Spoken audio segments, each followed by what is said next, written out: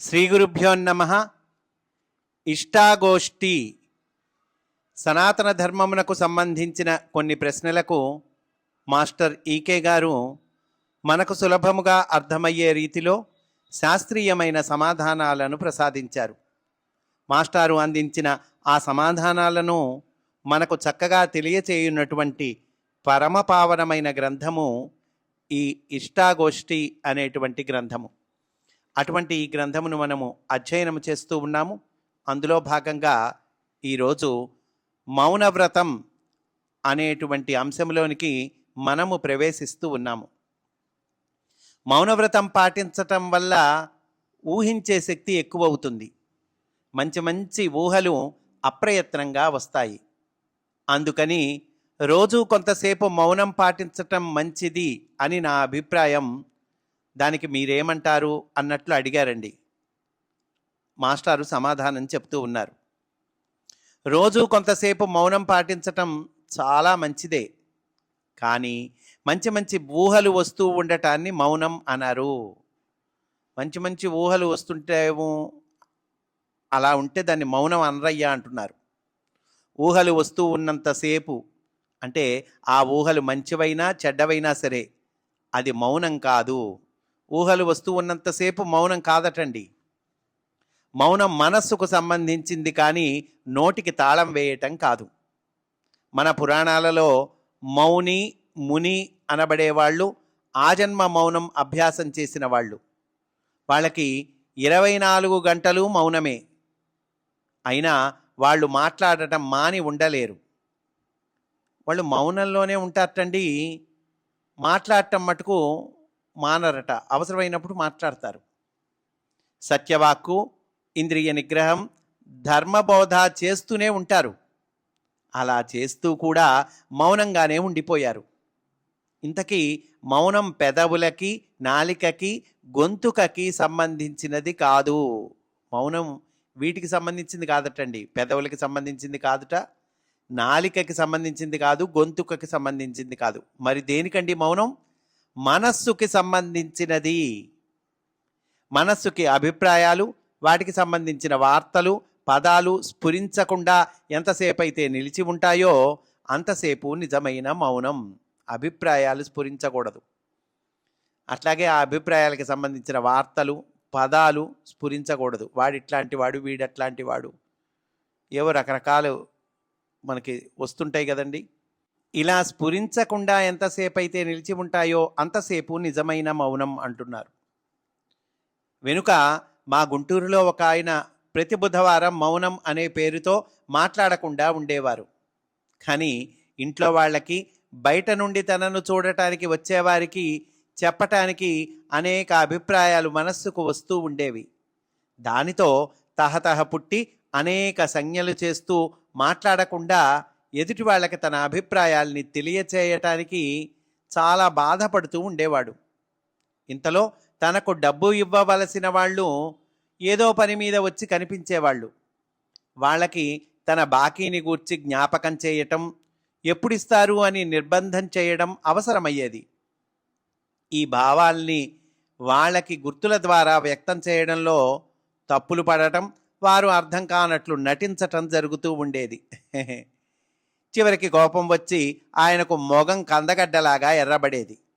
అంటే ఇతని దగ్గర అప్పు తీసుకొని బాకీ ఎగ్గొడదామని తిరిగేవాళ్ళు, వాళ్ళు కనిపించేవాళ్ళండి. పాపం వాళ్ళకి ఈ బాకీని గుర్తు చేయడానికి ఈయన ఇబ్బందులు పడేవాడు.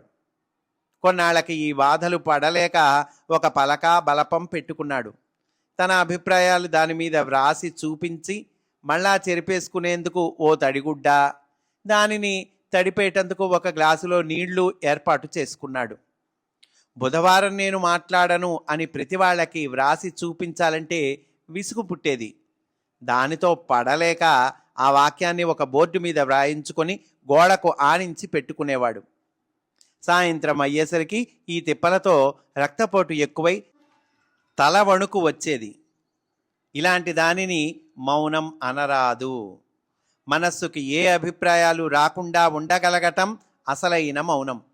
దానివలన అభిప్రాయాలు ఆగిపోయి మనస్సు కరిగిపోయి తాను మిగలడం జరుగుతుంది. ఈ మౌనం వల్ల ఏమొస్తుందండి? ఇట్లాంటి అసలైన మౌనం ఏదో దాన్ని మనం గనక పాటిస్తే అభిప్రాయాలు ఆగిపోయి మనస్సు కరిగిపోయి తాను మిగలటం జరుగుతుంది. నియమితమైన వాక్కు, ఆత్మ నిగ్రహం, మౌనం అభ్యాసం చేయమని భగవద్గీతలో కృష్ణుడు చెప్పాడు. దీనిని బట్టి నియమితమైన వాక్కును మౌనంతో కూడా అభ్యాసం చేయవచ్చునని తేలుతున్నది. అనగా మౌనమంటే మాట్లాడటం మానివేయటం కాదు అని సిద్ధాంతం. స్థితదీహి మునిరుచ్యతే అని కూడా భగవద్గీత చెబుతూ ఉన్నది. స్థిరమైన బుద్ధి కలిగి ఉండటమే మౌనము అని నిర్వచనము. మునిహి మోక్షపరాయణ అని మరి ఒక నిర్వచనము. అంటే ఇక్కడ ముని అన్న చోట్ల మౌని అని అర్థం అండి. మునిహి మోక్షపరాయణ అని మరి ఒక నిర్వచనం ఉన్నది. మోక్షస్థితి అందు ఉన్నవాడే ముని అని దీని అభిప్రాయము. మోక్షమనగా మనస్సు బంధము వీడిపోయి ఇంద్రియముల సంస్కారము, దేహ సంస్కారములు కరిగిపోయి తాను ఉండుట. తాను అంటే భగవంతుడిగా ఉండటం అండి. ఇవన్నీ ఉండవు ఇంకప్పుడు. మనసు బంధము వీడిపోతుంది, ఇంద్రియాల సంస్కారము అది తొలగిపోతుంది, దేహ సంస్కారములు తొలగిపోతాయి. తనయందు మనస్సు మొదలైనవి నిలుచుట. గాలికి వణికిసలాడని దీపకళికలాగా మౌన స్థితిలో ఉన్నవాడు నిశ్చలంగా ఉంటాడు. కనుక మౌనమంటే మనస్సు మాట్లాడకుండా ఉండటము కానీ నోరు మాట్లాడకుండా ఉండటము కాదు. ఇది కావాలి, ఈ పని చేద్దాము, దీనిని తిందాము అనిపించటము మనస్సు మాట్లాడటము. దీనివలన మౌనానికి భంగం కలుగుతుంది. అలాగే ఇది నాకు వద్దు, ఇది మంచిది కాదు, ఇతడు మంచివాడు కాదు అని మనస్సు ఊహించటము కూడా మాట్లాడటమే. దానివలన కూడా మౌనానికి భంగము కలుగుతుంది. తాను మంచి అనుకున్న దానిని కోరటము వల్ల ఎంత మౌనం భంగమవుతుందో, తాను చెడ్డ అనుకున్న దానిని పొందవద్దు అనుకొనటం వల్ల కూడా అంత మౌనం భంగమవుతుంది. ఈ మంచి, ఇదిగో దీన్ని నేను పొందుదాము అని అనుకోవటం, కోరుకోవటం, అలాగే ఇది చెడు, దీన్ని నేను పొందకూడదు, ఇలా మనస్సులో రకరకాల భావాలు చేస్తుంటాం కదండి. ఈ రెండిటి వల్ల కూడా మౌనం భంగం అవుతుంది అంటున్నారు. చెడు చేయుట కూడదనుకొనుట వేరు, చేయకపోవటం వేరు. చేయకూడదనుకున్నవాడు దానిని స్మరించుట చేస్తూ ఉన్నాడు. చెడు చేయకూడదు అని అనుకుంటూ ఉన్నామంటే దాన్ని స్మరణ చేస్తున్నామండి. చేయనివాడు నిజంగా చేయనివాడే. ఇంకొక మంచి పనిని చేస్తూ ఉన్నప్పుడే కూడని పనిని చేయకపోవటం సాధ్యము, కానీ చేయకూడదనుకున్నప్పుడు సాధ్యము కాదు. చాలా ఇంపార్టెంట్ పాయింట్ అండి. ఒక చెడు పని చేయకూడదు అని అనుకున్నాము, మరి ఆ చెడు పని నుంచి మనం దూరంగా ఉండాలంటే ఏం చేయాలి? ఇంకో మంచి పనిని చేస్తూ ఉండు అన్నారండి. అలవాటైనా అంతేనండి. ఒక చెడు అలవాటు మానుకోవాలి. ఈ చెడు అలవాటు చాలా నన్ను ఇబ్బంది పెడుతోంది, ఈ చెడు అలవాటుని వదిలేద్దాం అనుకుంటే కుదరదండి. ఒక మంచి అలవాటుని చక్కగా ఏర్పాటు చేసుకోవయ్యా, ఒక మంచి అలవాటుని పొందు.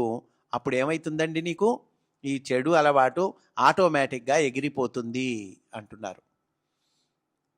ఒక మంచి పనిని చేస్తూ ఉన్నప్పుడే ఈ కూడని పనిని చేయకపోవటం సాధ్యమవుతుంది, కానీ చేయకూడదు అని అనుకుంటే కుదరదయ్యా అని చెప్తున్నారండి. మంచి పని కూడా చేసేవాడికి మౌనం ఉంటుంది, కానీ చేద్దామని ఆసక్తి ఉన్నవాడికి మౌనం ఉండదు. చేద్దాం అనుకుంటే మౌనం ఉండదు, చేసేయంతే, అప్పుడు మౌనం ఉంటుంది. దీనిని తెలియజేయటానికే భగవద్గీతలో పై నిర్వచనాలు కనిపిస్తాయి. ఇంతకీ మౌనం అనేది అందరితో కూడి ప్రవర్తిస్తూ తన దినచర్యను నడుపుకుంటూ ఉన్నవారు కూడా అభ్యసించవచ్చు. అంటే మన దినచర్యను మనం నడుపుకుంటూ మన పనులు మనం చేసుకుంటూ కూడా ఈ మౌనము అనేదాన్ని మనం పాటించవచ్చు అంటూ ఉన్నారండి. ఇలా మాస్టారు చక్కగా మనకు తెలియచేశారు. స్వస్తి వాసుదేవా.